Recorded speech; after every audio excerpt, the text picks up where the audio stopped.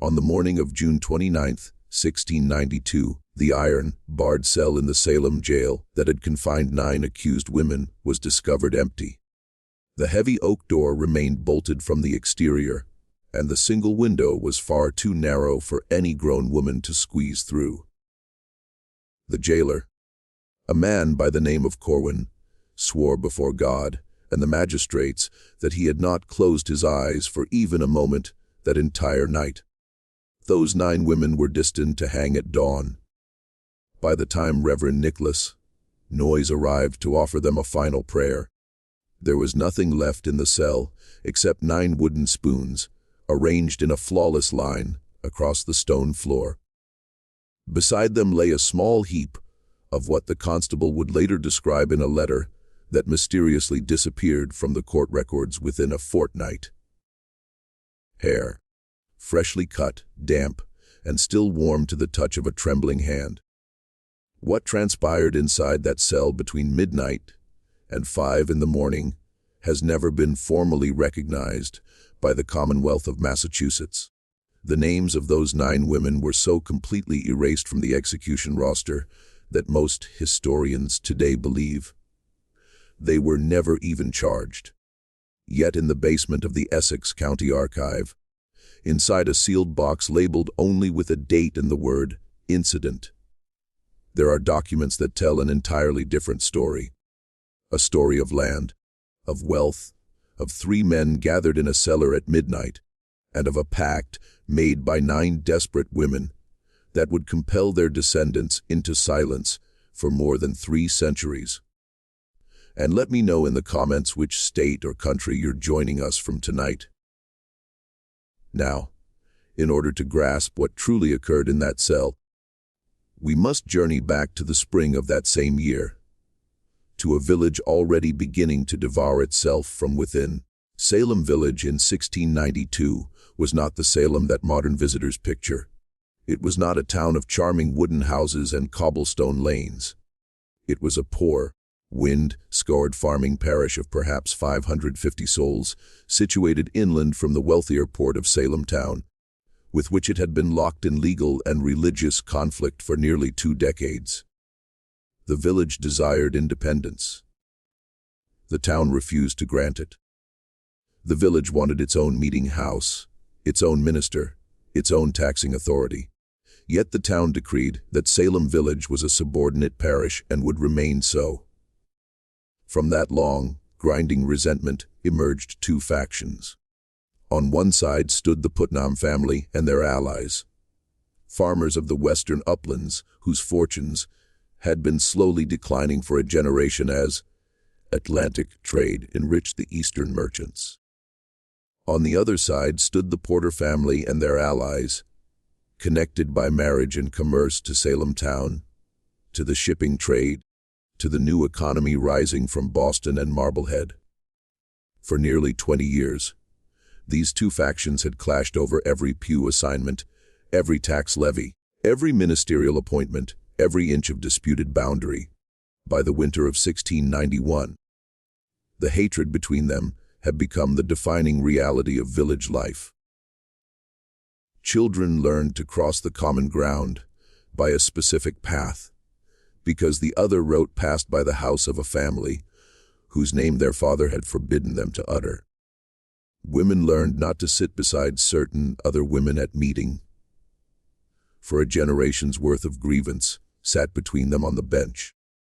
Men learned to carry a club when they walked the roads after dark, not from fear of wolves or bears, though those still prowled the village edges in those years, but from fear of their neighbors.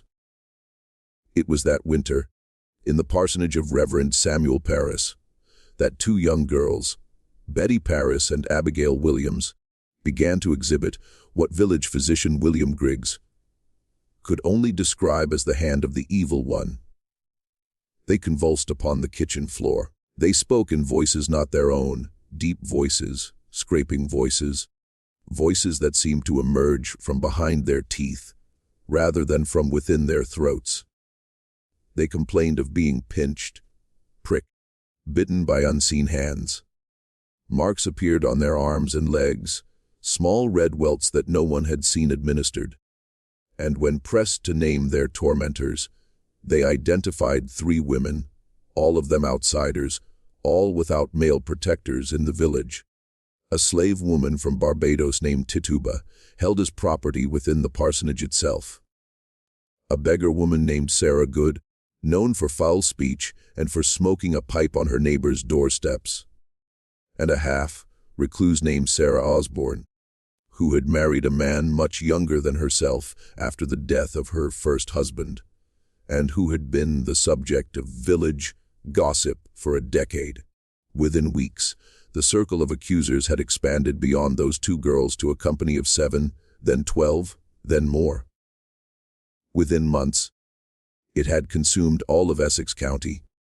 Respectable farm wives stood in the meeting house and fell to the floor, crying that the specter of a neighbor was tormenting them from across the room.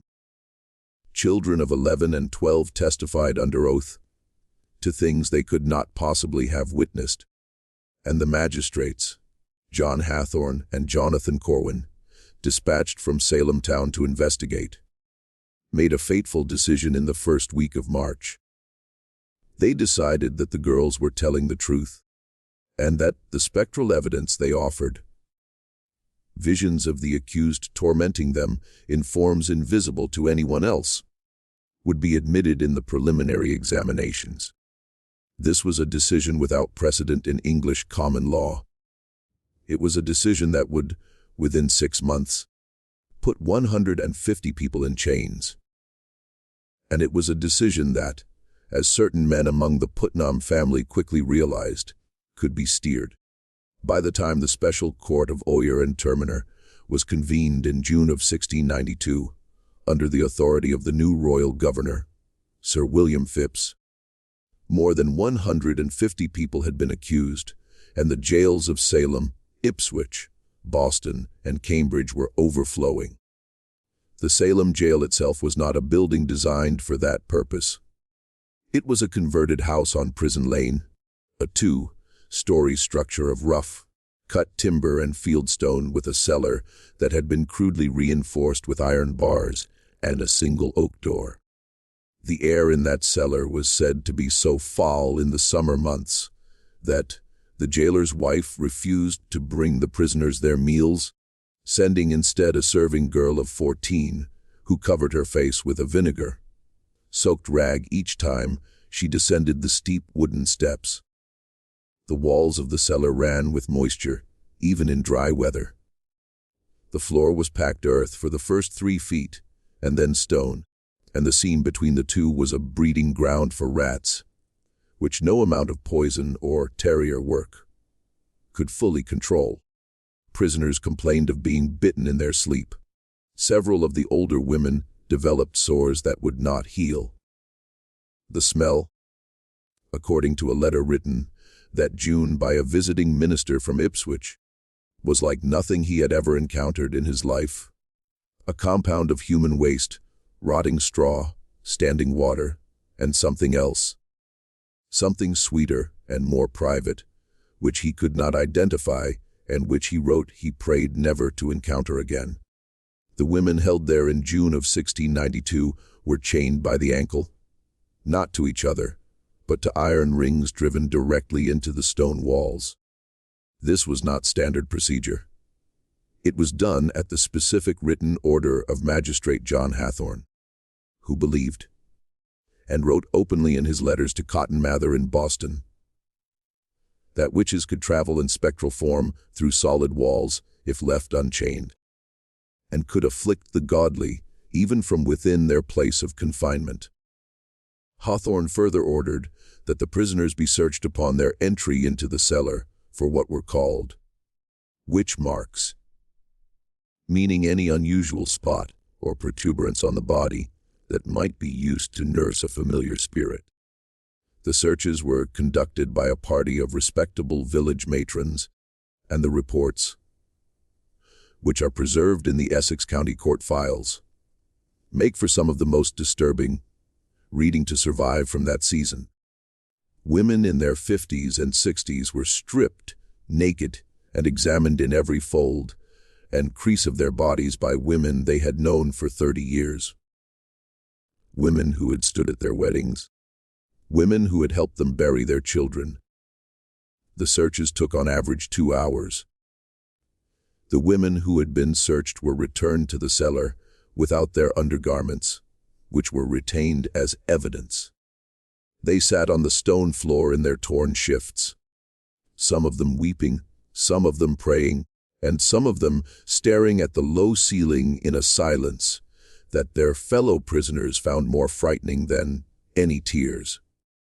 The 9 women in the cell on the night of June 28th were not, for the most part, the women whose names we remember today from the Salem trials.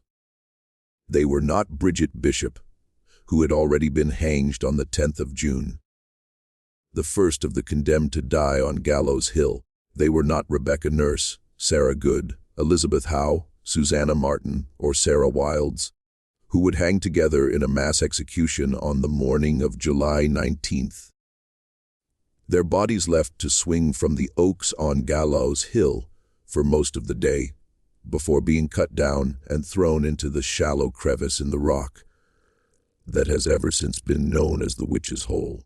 The 9 women in that cell on the night of June 28th were, according to the surviving jail ledger, Mary Osgood of Andover, aged 55, the wife of Captain John Osgood, a man of considerable standing in the militia; Hannah Carrier of Andover, aged 38, whose mother, Martha Carrier, would hang on August 19th, and whose own name would later be quietly struck from the records; Abigail Faulkner, the daughter of a minister, aged 33, pregnant by several months and visibly so; Martha Emerson of Haverhill, aged 29; Sarah Cloy of Salem Village, aged 51, sister of Rebecca Nurse, whose composure in court had been remarked upon and feared in equal measure; Mary Toothaker of Billerica, aged 40; Rebecca Eames of Boxford, aged 48; Deliverance Hobbs, whose age is given in the ledger as about 40,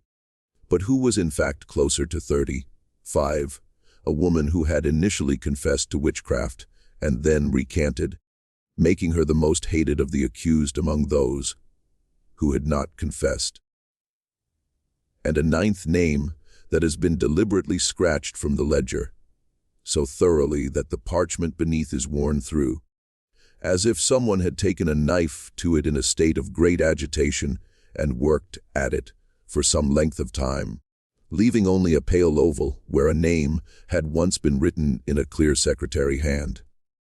What these 9 women had in common was not, as one might at first expect, their poverty or their marginal status.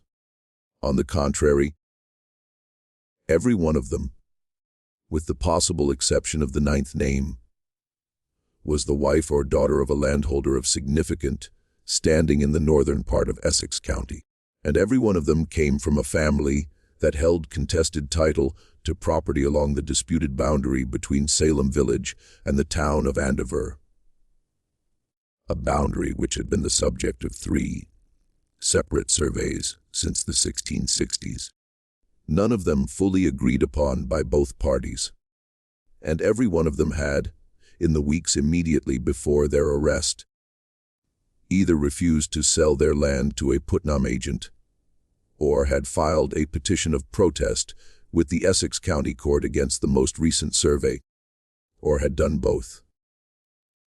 This pattern does not appear to have been noticed at the time. It would not be noticed for another century and a half, and when it was at last noticed, the man who noticed it would not live long enough to see his observation published, the event that would come to be called, in those few private letters that survived, the incident, took place on the night of June 28, 1692. It was a Tuesday. It had rained heavily in the afternoon, a summer storm rolling in off the Atlantic, and the roads leading into Salem Village were deep in mud by the time the sun began to set. The sun set that evening at around 8:27, and by 9 o'clock, the last lamps had gone out in the village windows, and the last of the dogs had been called in from the yards.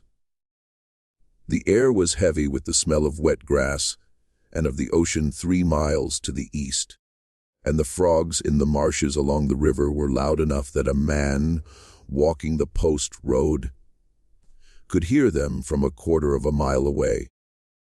The jailer that summer was George Corwin, a cousin of the magistrate, who had been appointed to the position that spring after the previous jailer. A man named Bridges had died suddenly of what was officially recorded as a fever, but which had been, according to the gossip of the village, a rather more complicated death. Corwin was 36 years old, a man of modest intelligence and considerable ambition, married without children. And on that particular night, he was accompanied by 2 constables, Joseph Herrick, a man of 45, with a wife and 7 children and a reputation for piety, and John Putnam the younger, aged 24, a nephew of Thomas Putnam. The 3 men had been drinking cider from a large stoneware jug, which had been delivered to the jail that afternoon by a serving boy from the tavern at the sign of the King's Head in Salem town. The jug was later found on its side in the jailer's room, with most of its contents soaked into the floorboards. The wood beneath stained dark, in a pattern roughly shaped like a hand. Neither the serving boy nor the tavern keeper could later remember who had ordered the jug of cider, or how it had come to be delivered, or who had paid for it. The records of the King's Head for that month, which ought to have shown the transaction, had been lost in what the tavern keeper described as a small fire in his ledger room.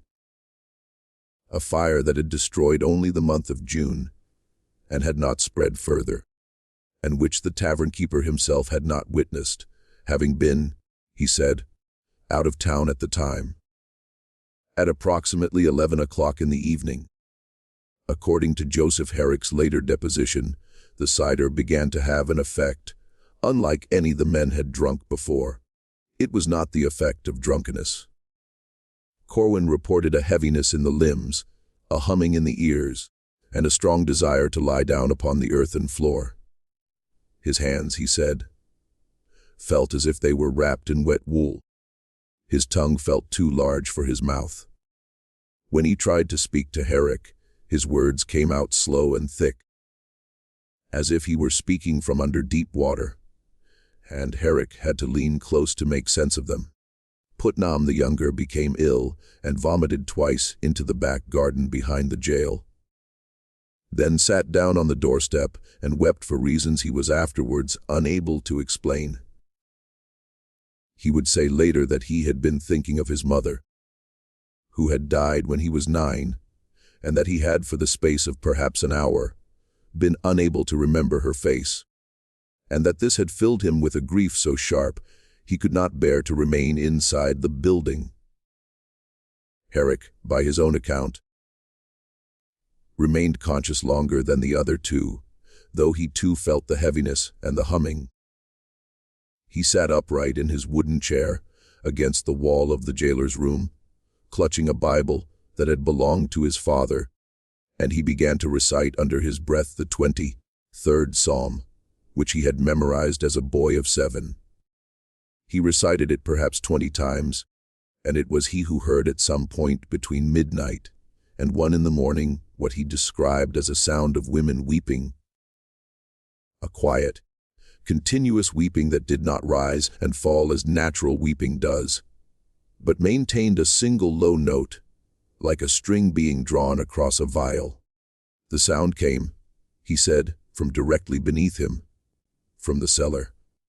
And then, more disturbing than the weeping, a sound of women laughing. Not loud laughter, not hysterical laughter, but a quiet, companionable laughter, as if at a small joke shared among friends who had known each other a long time. The kind of laughter that would follow a remark made in an ordinary kitchen on an ordinary afternoon, and then no sound at all. The silence, Herrick said, was worse than either the weeping or the laughter had been. He did not, he swore later, go down into the cellar. He did not, he swore later, hear the oak door open. He did not hear the bolt slide back. He did not hear footsteps on the cellar stairs. And this, as he would come to confess on his deathbed, was the first lie of his later life. When the three men came fully to themselves at approximately 4:30 in the morning, with the first gray light beginning to show in the eastern sky over the roofs of the village, and the first birds beginning to call in the elms around the jail, Corwin rose stiffly from the floor where he had at some point lain down, took the keys from the peg in the jailer's room, and went down the narrow stairs to the cellar to rouse the prisoners for the walk to Gallows Hill. The walk was perhaps a mile from the jail to the place of execution, up a gentle rise of rocky ground, past 2 farms and a small orchard, and along a stretch of pasture that had been trampled by the feet of previous condemned and of their spectators. Corwin had made the walk 8 times already that summer. He knew every stone in the road. He expected to make it a 9th time, with 9 prisoners within the hour. He unlocked the heavy oak door of the cell. He found the cell as I have described it. The ankle chains were not broken.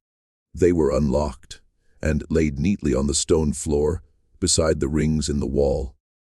The keys to those ankle chains hung as they always did on a peg in the jailer's room, 2 floors above, behind a door that had been bolted from the inside. The 9 wooden spoons lay in a perfect row in the center of the floor, evenly spaced, their handles all pointing toward the door.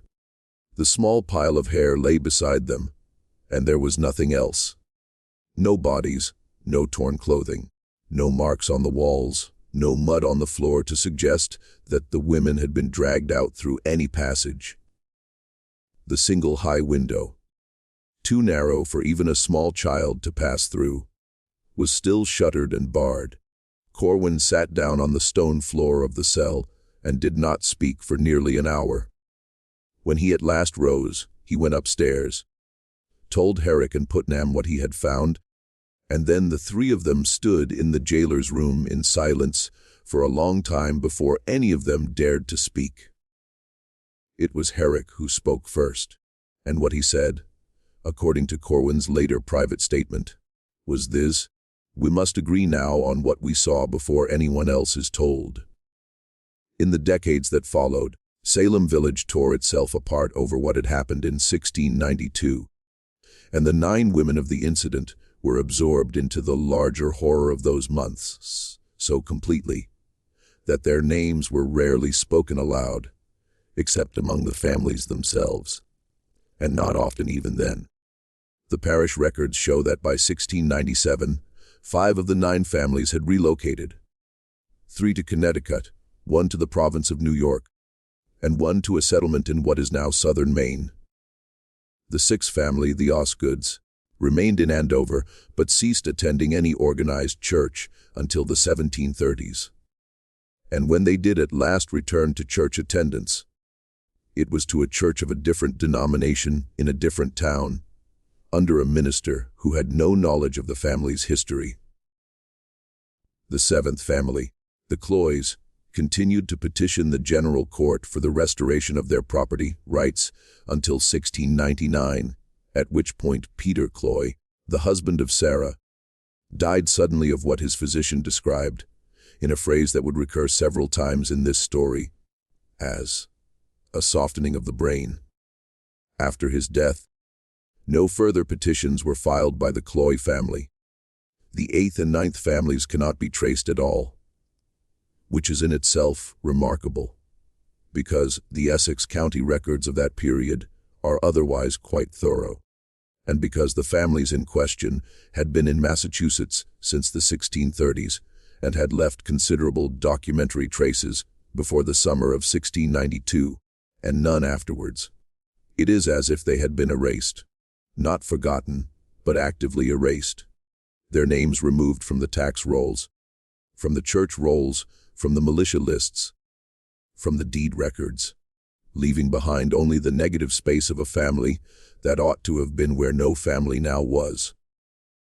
What did survive, however, is a series of letters written between the Reverend Increase Mather in Boston and a merchant in Salem town by the name of Philip English.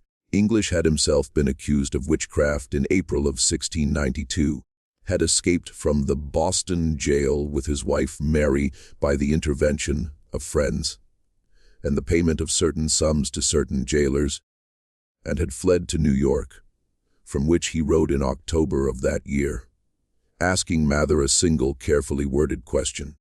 He asked whether Mather had any knowledge of a transaction of land that had taken place in the final week of June 1692 involving 9 parcels of disputed property along the border of Salem Village and Andover, and whether the signatures on the deeds of sale bore any resemblance to the marks used by the accused in their examinations before the magistrates. Mather's reply to this letter, if he wrote one, has not survived. English's original letter, however, is preserved in the papers of his descendants in New York, and it is specific in a way that Mather would not have missed. English did not ask Mather whether the accused had sold their land. He asked whether their marks on the deeds matched their marks on the accusations. This is a strange question to ask, unless one already suspected something about the condition of the women at the moment the deeds were signed. It suggests that English, sheltering in New York with his wife and with a small fortune of his own, had received intelligence from someone in Essex County, whose name he could not commit to paper. It suggests that the mechanism of the incident, though not yet called by that name, was already suspected by a small number of people within 6 months of the night of June 28th. And it suggests that those people were like English himself, either already fled from the colony or had good reason to wish they were. 3 months after English's letter was written, in January of 1693, 9 parcels of land along that exact boundary were indeed transferred to new ownership. The new owners were in every case men connected by marriage or business to Thomas Putnam, one of the most active accusers in the Salem proceedings, a man who in the space of 18 months had made formal accusations against more than 40 of his neighbors, and whose handwriting appears on more of the complaint documents than any other individual's. The original owners on the deeds, the 9 women of the incident, had signed with crosses rather than with their own names, which is notable because several of them, including Mary Osgood and Abigail Faulkner, were demonstrably literate and had signed other documents in their own hand earlier that same year. Mary Osgood, for instance, had signed her name in a clear and careful hand on a parish subscription list for the relief of the poor in March of 1692, 3 months before her arrest. The Mary Osgood of the January 1693 deed signed only with a cross, and the crosses on the deeds, when compared by a suspicious clerk in the Essex Deeds Office some 20 years later, matched in precise detail the crosses the same women had made on the accusation documents that had sent them to the seller in the first place, not approximately, precisely, down to the angle of intersection and the slight hook at the end of the lower stroke. The clerk who made this observation, a man by the name of Ebenezer Boddick, died of a fall down the stairs of his own home within a week of making the report. His notes on the matter, which had been drafted but not yet submitted, were never officially entered into the record. His widow, questioned afterward by a neighbor, who had been a friend of her husband, said only that, in the days before his death, he had been unable to sleep and had walked the rooms of the house from midnight until dawn, murmuring about crosses and signatures and a seller he had never himself seen. The widow did not remarry. She moved some months after the funeral to her sister's home in the town of Newbury, and she took with her, according to neighbors who helped her pack, only the clothes on her back and a small wooden box which she would not allow anyone else to touch. If you are as disturbed by this as I am, take a moment now to hit the like button and let me know in the comments which part of the story has troubled you most. Your thoughts help more people find these forgotten histories. And every comment tells the algorithm that stories like this deserve to be seen.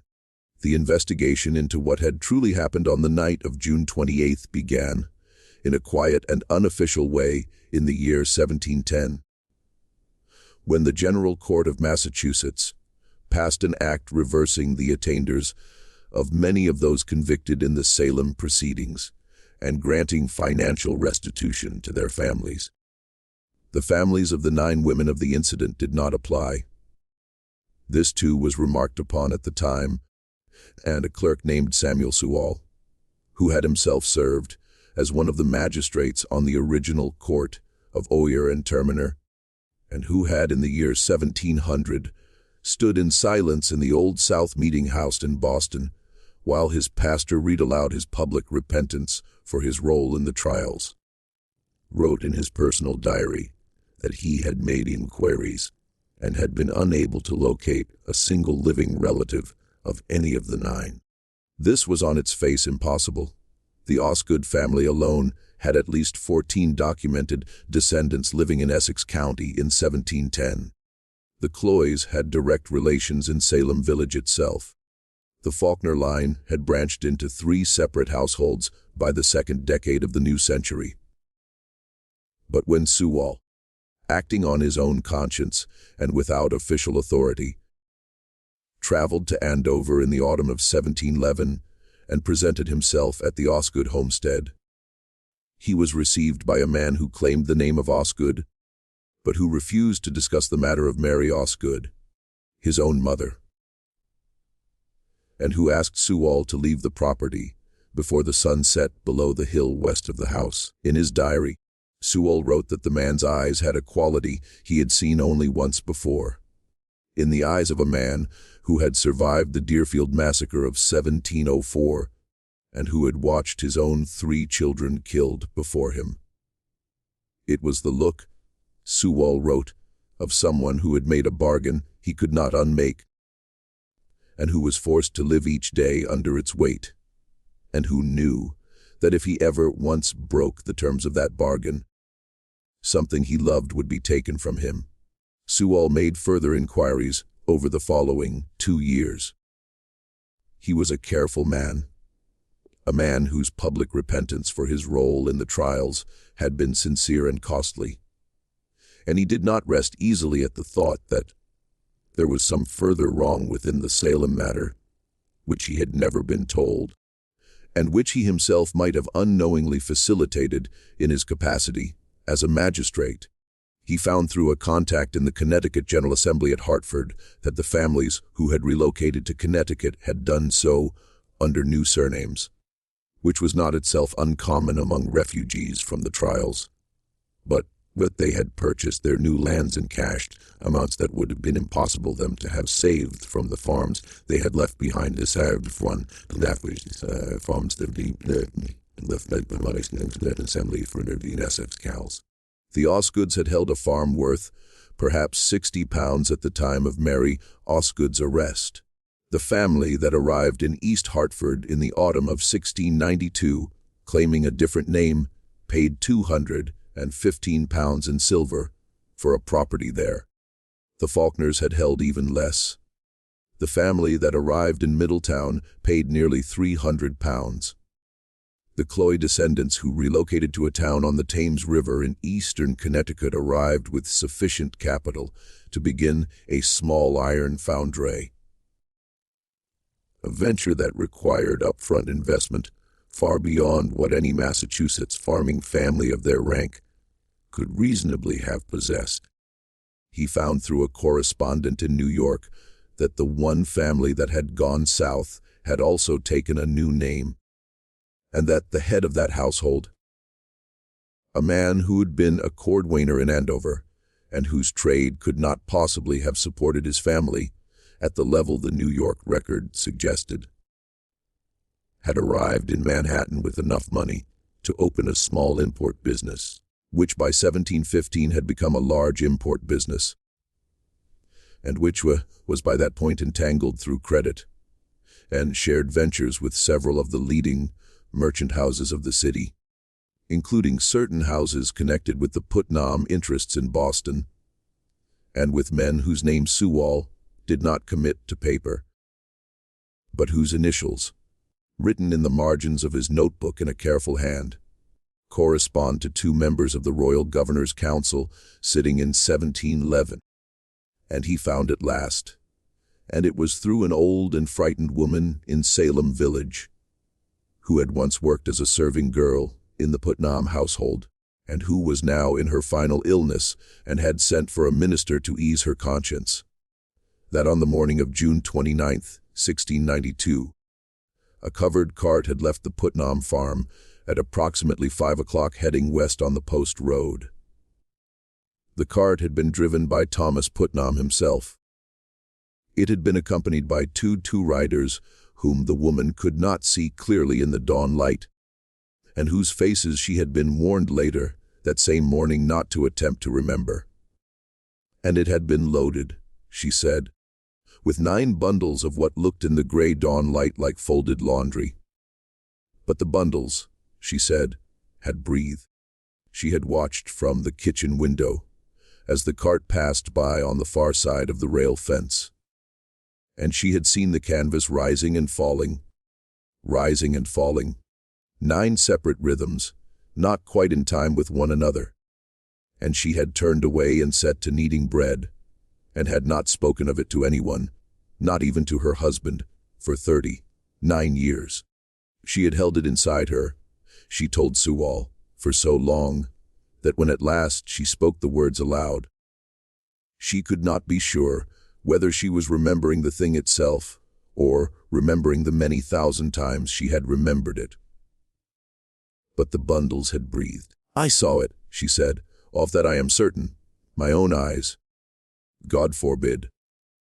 Sewall noted in his diary, at the end of his account of this interview, that the old woman had died 2 nights after speaking with him, in her own bed, of what the attending physician called a stoppage of the heart. The minister who had heard her final confession, the man who had brought her to Sewall, died 3 weeks later of a fall from his horse on a stretch of road he had ridden every week for 20 years. Sewall never published his findings. He could not, because the implications were too dangerous for the fragile peace that had been restored to Essex County after the trials, and because the men who would have been implicated, though several were by now dead, had powerful descendants who still sat in the general court, in the pulpit on the magistrate's bench, and in the counting houses of Boston.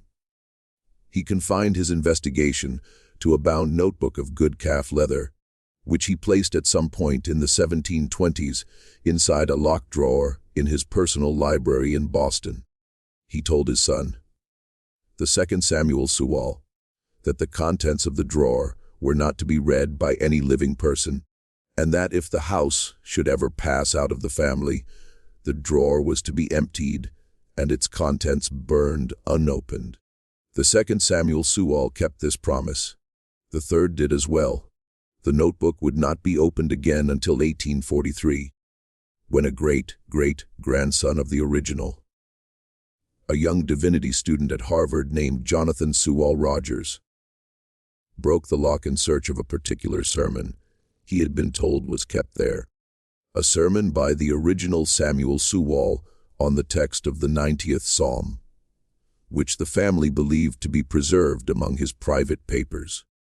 What Jonathan Sewall Rogers found instead was the notebook, and inside the notebook, tucked between 2 pages that dealt with the old man's inquiries into the incident, a single folded sheet of parchment that did not appear to be in Sewall's hand.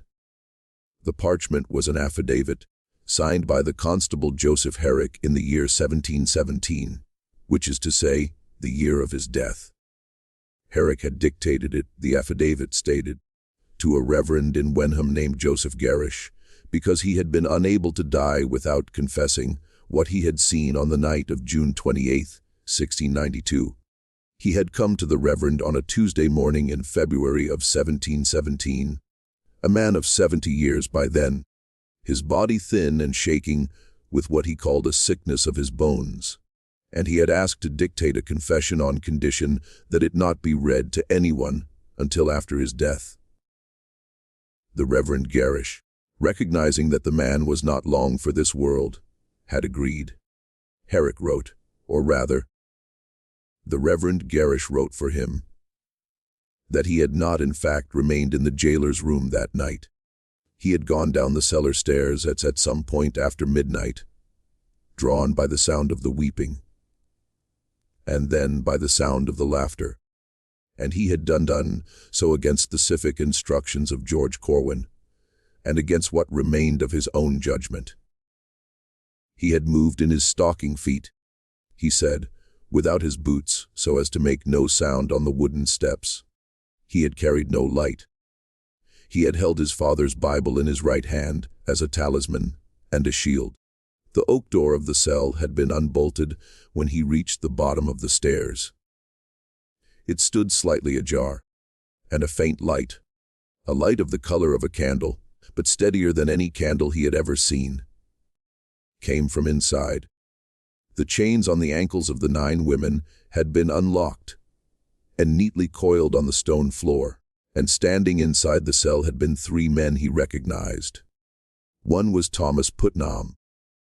He stood near the door with a small lantern in his hand, the kind used in barns and outbuildings, and he was looking at the 9 women with what Herrick described as the expression of a man counting his sheep before a sale. He nodded once to someone out of Herrick's line of sight. One was the village constable superior, a man he declined to name in the affidavit, but described only as a figure of high office in Essex County, a man whose voice Herrick recognized from having heard it pronounce sentence in the courthouse not many days before. The man was standing slightly behind Putnam with his hands clasped in front of him, and he wore, Herrick said, the coat he had worn on the bench. He had not taken the trouble to change his clothing for this particular work. Herrick's refusal to name this man is the most heavily commented upon feature of the affidavit in the 2 transcriptions that survive, and has been the subject of several scholarly conjectures, none of them yet proven. The list of men who held high office in Essex County in June of 1692, and who could have been present at that hour, is not long. It is perhaps 6 names. 5 of those names are still honored today in the naming of streets, of schools, of charitable foundations. The 6th has been largely forgotten, and is the name that most of the researchers who have considered the question have privately settled upon, though none has yet been willing to publish the conclusion.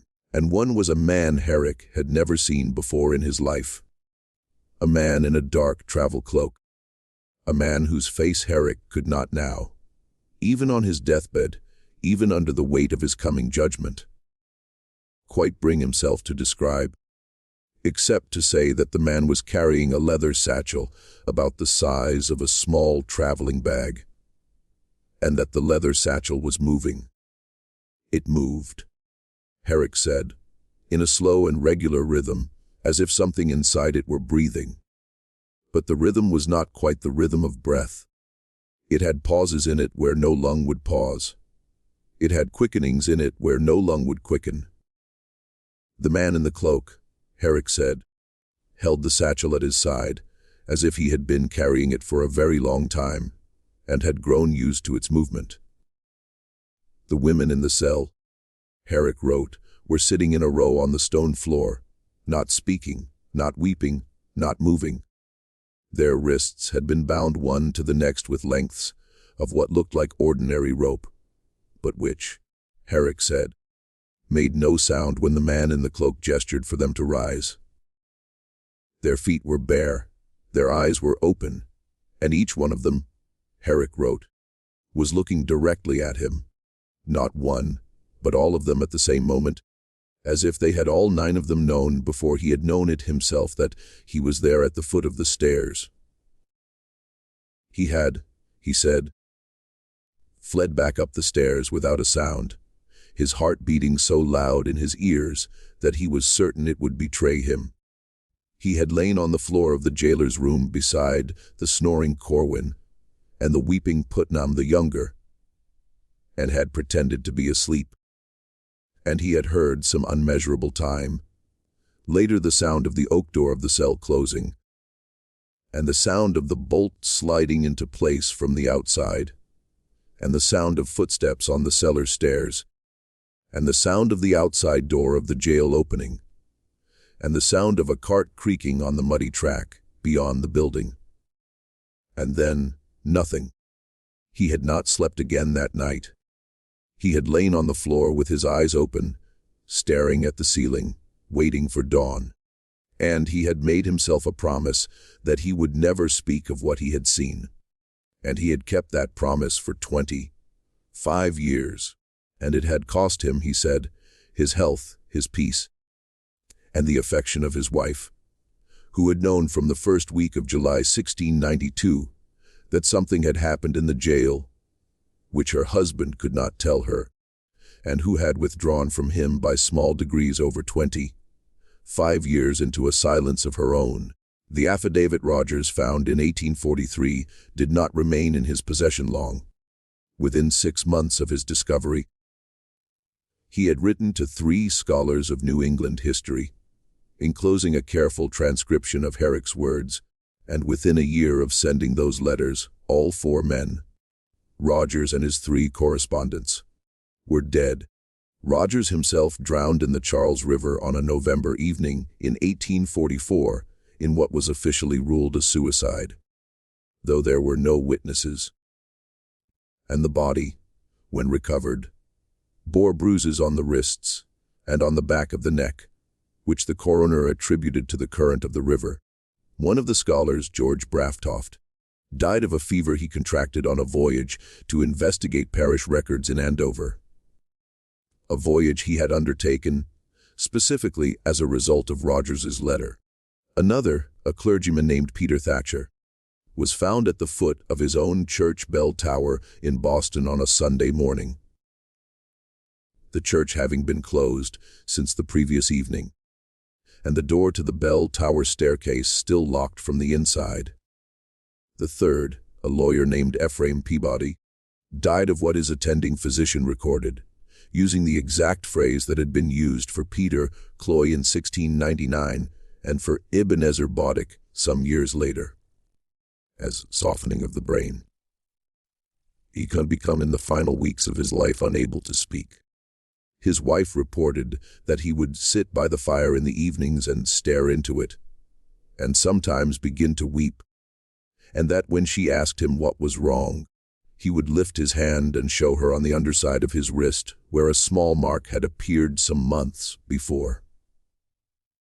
A mark that resembled nothing so much as the impression of a cross, and that she had at first taken for a bruise, but which had not faded with the weeks, had not faded with the months, and which seemed on some evenings to be darker than on others, and never in any pattern she could discern. The original notebook of Samuel Sewall was returned to the Sewall family papers and was deposited in 1879 with the Massachusetts Historical Society, where it remains today and where any scholar may request to examine it. The affidavit of Joseph Herrick, which had been the most damning document in the notebook, was not deposited with the notebook. Its current location is unknown. The 2 surviving transcriptions were made by Rogers himself before he sent his letters. They are held now in private collections and have been viewed by a handful of researchers, each of whom has, for reasons that are not always documented, chosen not to publish their findings. What does survive in the Essex County Archive is the sealed box that I mentioned at the beginning of this story.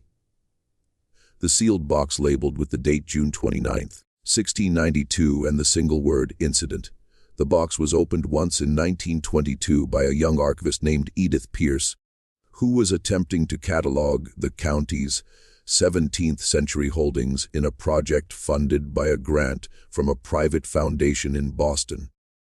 Pierce's catalog entry for the box, which is the only surviving description of its contents to have been made by a qualified professional, is as follows: 9 parchment sheets, each bearing a single cross in the lower right corner, otherwise blank.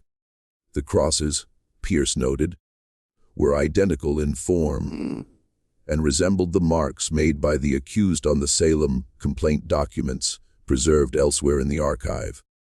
1 iron ankle ring, the lock mechanism partially melted as if by great heat, the iron itself showing the peculiar crystalline structure that forms when metal is heated to just below its melting point and then cooled rapidly. A phenomenon Pierce noted that she could not account for, since the cellar of the Salem jail had contained no source of heat sufficient to produce such an effect. The building having been entirely unheated in June, and in any event not equipped for metal working. 1 small pile of human hair, dark, shoulder length, braided into 9 small plaits, and bound at the top of each plait with what appeared to be a thin strip of the same hair, intricately plaited back upon itself. The hair, Pierce noted, showed no sign of the decay that might be expected after more than 2 centuries, and was noted by the county physician who examined it at her request to have the appearance of hair cut from a living head rather than from a corpse. A distinction. The physician explained to her in a private letter that was not easy to articulate in precise scientific terms, but which he said any practiced embalmer would immediately recognize. 1 small leather pouch containing 9 wooden spoons, each carved from the same piece of wood, each marked on the handle with a letter of the alphabet. The letters, Pierce noted, did not spell a word in English. They did, however, spell a word, or rather a series of letters, that a colleague of hers in the Harvard Divinity School, a scholar of medieval liturgy, identified in a letter dated September of 1922 as an acronym in Latin of a phrase used in a particular ritual of the medieval Roman Church for the anointing of the dying. The phrase translated into English was, "Let them go in peace." 3 weeks after that letter was received, Edith Pierce resigned her position at the Essex County Archive, packed her personal belongings into 2 trunks, and returned to her family home in rural Vermont, where she lived for another 41 years, and where, according to her nephew, who inherited her papers after her death in 1963, she never again spoke of her work in Massachusetts and would leave the room if the word Salem was mentioned in her hearing. The nephew, who was interviewed once in 1984 for a local historical society newsletter, said only that his aunt had kept until the day of her death a small wooden box on the mantel above her fireplace, and that he had been told as a child that he was never to open it, and that, when he had inherited the contents of her house, he had, out of respect for her wishes, placed the box unopened into her coffin before burial. Just when we thought we'd seen it all, the horror in Salem intensifies. And if this story is giving you chills, share this video with a friend who loves dark mysteries. Hit that like button to support our content, and don't forget to subscribe to never miss stories like this. Let's discover together what happens next, because there is one more document, and it is perhaps the most disturbing of all, and its discovery is recent enough that some of the people involved in it are still living, and some of them are still afraid. In the spring of 2007, a family in East Hartford, Connecticut, was clearing out the attic of a house that had been in their family for 9 generations. The house had been purchased, according to the town records of East Hartford, in the autumn of 1693 by a couple who had arrived from Massachusetts with, according to local tradition, no prior history, and considerable silver. The couple had given their names as Thomas and Mary Barker, and had told the neighbors when asked that they had been married in Boston and had decided to start fresh in Connecticut. After a loss in the family, which they preferred not to discuss, they had paid £215 in silver for the house and the 50 acres of land that came with it. They had lived quietly for the rest of their lives. They had had 4 children. They had been known in the community as gentle, reserved, devout in a modest way, never quite at ease in the meeting house, but never absent from it. Generous to their neighbors in small matters, private in large ones, and they had, according to the will of Mary Barker, drawn up in 1729 and preserved in the Hartford probate records, left to their eldest daughter a cedar chest, which was not to be opened in her lifetime, nor in the lifetime of any person who had known the testator, but which was to be preserved within the family, for as long as the family should endure, as a remembrance of a time of great trouble from which she had been delivered by the mercy of God, and by the charity of a friend, whose name she could not write. The cedar chest had been passed down through 9 generations. It had been opened at various points over the centuries to have additional items added to it.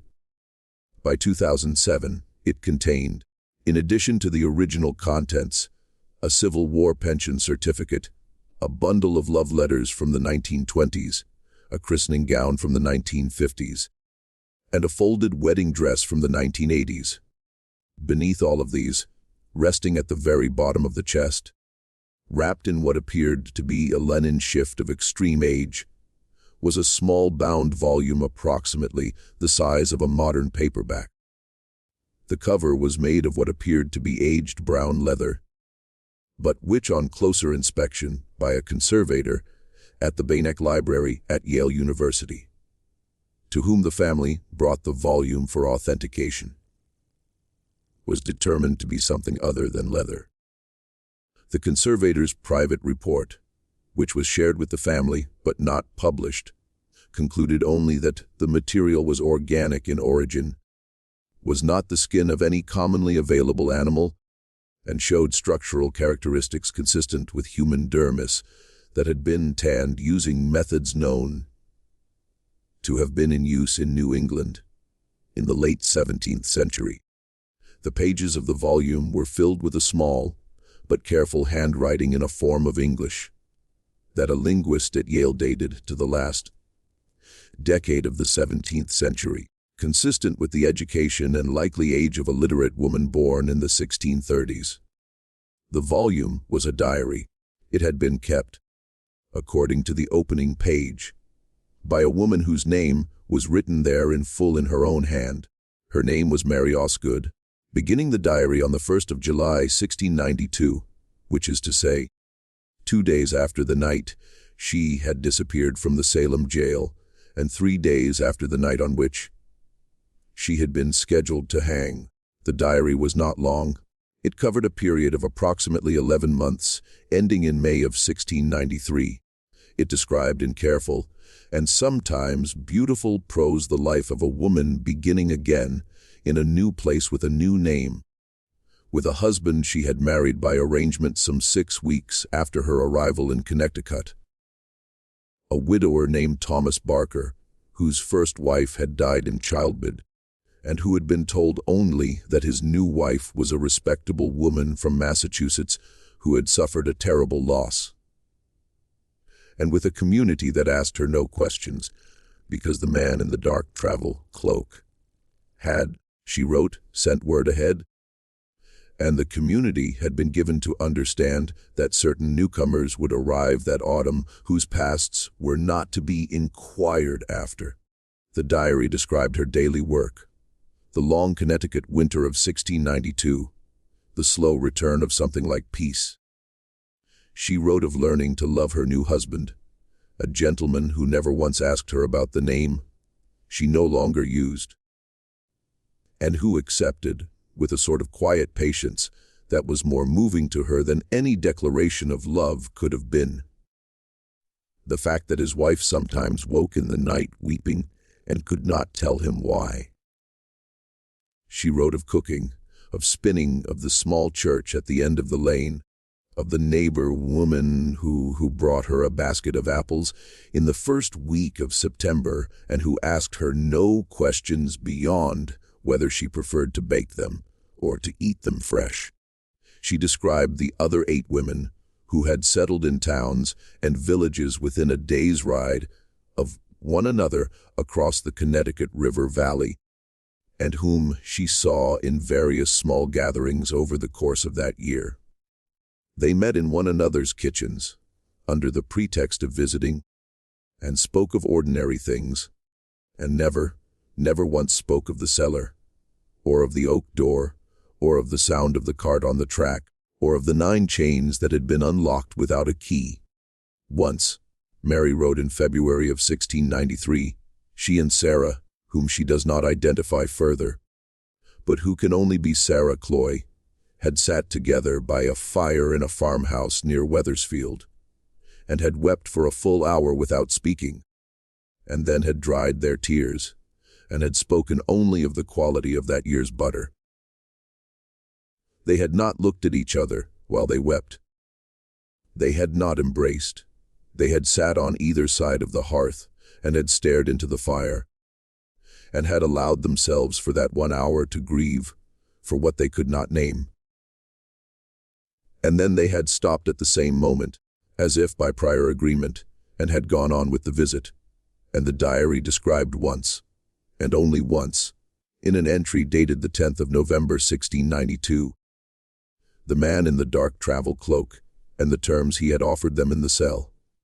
He had come to them, Mary wrote, on the night of the 28th through the unlocked cell door, accompanied by Thomas Putnam and by a man she called in her diary only the high gentleman, whom she too declined to name, and whose identity, she said, she had been warned never to discover, because to know it would be to be unable to forget it, and forgetting, she wrote, was the first duty she had been asked to perform. I offer you terms. The man in the cloak had explained the terms of their release with great gentleness. I am not here to condemn. He had spoken in a voice that Mary described as the voice of a very old man, though he had not seemed old in his movements, and he had addressed each of them by the name they had been given in baptism, and not the name by which they had been accused. He had given each of them the choice individually and in turn to stay in the cell and hang at dawn, or to go with him and never speak, under any circumstance, for as long as they lived, of what had happened in that cell, or of who they had once been, or of the village they had left behind, or of their husbands, or of their children, or of any person who had once known them by their true name. He had told them that their silence was required not for the protection of the men who had arranged their release, though that was one consequence of it. Their silence was required, he said, because the true purpose of the Salem proceedings was not the hanging of witches. The hanging of witches was the public face of the enterprise. It was the face that would be remembered, the face that would be written into the histories and the pamphlets and the sermons of repentance. The true purpose of the Salem proceedings was the transfer of approximately 4,000 acres of disputed farmland from families who had held it for 2 or 3 generations to families who would put it to a different use. A use he did not fully specify, but which required, he said, that the land be understood in the public mind as spoiled, as cursed, as ground upon which no prudent man would wish to build. The hangings, he said, served this purpose by attaching to the accused families a permanent stigma. No one would contest the title to land whose previous owner had been hanged for witchcraft. No descendant would come forward to claim an inheritance tainted by that shame. When the ground would be quietly and permanently available. The disappearances, he said, served a different purpose. They made it possible, he said, to remove from the contested ground certain families whose members were too well connected, too respected, too sympathetically regarded by their neighbors to be hanged without endangering the wider enterprise. For those families, hanging would have produced martyrs, and martyrs would have produced inquiries, and inquiries would have produced truth. What was wanted instead for those families was rarer, not death, but absence, not a body on the gallows, but a cell that was one morning simply empty. The hangings, he said, were a theatrical necessity. The disappearances, he said, were a practical mercy. And the disappearances would continue for as long as was required, and the land would continue to change hands for as long as was required. And the true history of what was happening in New England in those years would not be written down, because the men who would write it were the men who were arranging it, and because the women who had been its hidden victims would themselves be, by his arrangement, alive and grateful and silent. Each of them, he said, would receive a new name, a new husband, a new home in a town chosen for its distance from any road a traveler from Essex County might take, a sum of money sufficient to establish her new household and the guarantee of her life and the lives of her children to come. In exchange, she would give him her silence, and the silence of every descendant she should ever have, for as long as her blood continued. If she spoke, he said, if at any point in her life she spoke of the cell, or of the cloak, or of the bargain would be broken, and a price would be collected. He did not specify what the price would be. He did not need to. Each of the women had in that moment a clear and precise understanding of what could be taken from her. It is the particular cruelty of such arrangements, Mary Osgood wrote, that they do not require the threat to be spoken. The threat is made by the mind of the person who bears it, and it is shaped in each case exactly to the fear that person carries most deeply. And there is no negotiating with a threat one has oneself assembled. Mary Osgood closed the diary entry of the 10th of November with a single sentence, the only sentence in the entire volume in which she permitted herself to sound afraid. I do not know, she wrote, what became of the 9th woman among us. She did not come with us to Connecticut.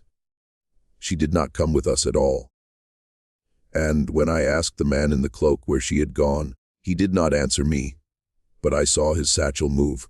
The remainder of the diary, from the 11th of November 1692 until the final entry in May of 1693, contains no further reference to the cloak, to the cell, to the 9 women, or to the 9th. It contains only the small chronicle of a woman trying, with some success, to make a life out of a silence. The final entry reads in its entirety, I have planted the garden today. Thomas has built a new gate. The apple trees are in flower. I believe I am with child. May God forgive us all. The Osgood diary is currently in the private collection of the family that found it. They have declined since the initial authentication in 2007 to make it available to scholars, citing the wishes of an elderly family member who was at the time of the find in her 90s and who has since passed away. The family has declined since her passing to revisit the decision.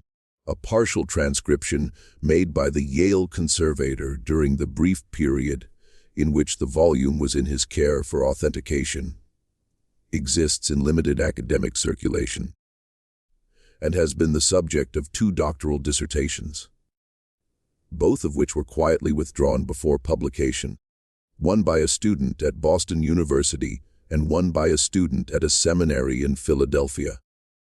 The names of the 2 doctoral students are a matter of record for anyone who wishes to search the dissertation registries for the years in question.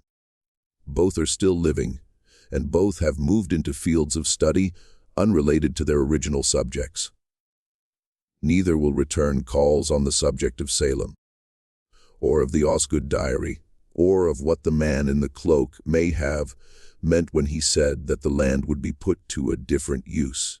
The Essex County Archive still holds the sealed box, and the box is still labeled Incident, and the contents of the box, according to a phone call I made in the course of preparing this story to the present day archivist, are still exactly as Edith Pierce described them in 1922, down to the 9 parchment sheets, and the iron ankle ring with its partially melted lock, and the 9 small plaits of hair, which, according to a recent privately funded examination, still show no sign of decay. More than 330 years after they were cut, the 9 parcels of land along the Salem Village and Andover border changed hands many times over the following 3 centuries. They are today, in whole or in part, the sites of a regional shopping mall, a private school, 2 cemeteries of which one is closed to new interments, a stretch of state highway, and a small industrial park, which has had over the years 3 separate owners, each of whom has sold the property within 5 years of acquiring it. None of these places is regarded in local tradition as haunted. None of them has ever been the subject of any unusual report. No ghost story attaches to any of the 9 parcels. No historical marker indicates what happened on any of them. The land, as the man in the cloak is said to have promised, has done what was required of it, and has been forgotten, and its forgetting is perhaps the most thorough thing about the entire affair. What this story shows us, perhaps, is that the most terrifying thing about Salem was not what we were told. It was not the hysteria of the accusers, or the cruelty of the judges, or the superstition of a frightened colonial village huddled against the dark forest at its edge. The most terrifying thing about Salem was that beneath all of that, beneath the visible horror, there was a second horror. Quieter, more patient, more interested in property than in souls.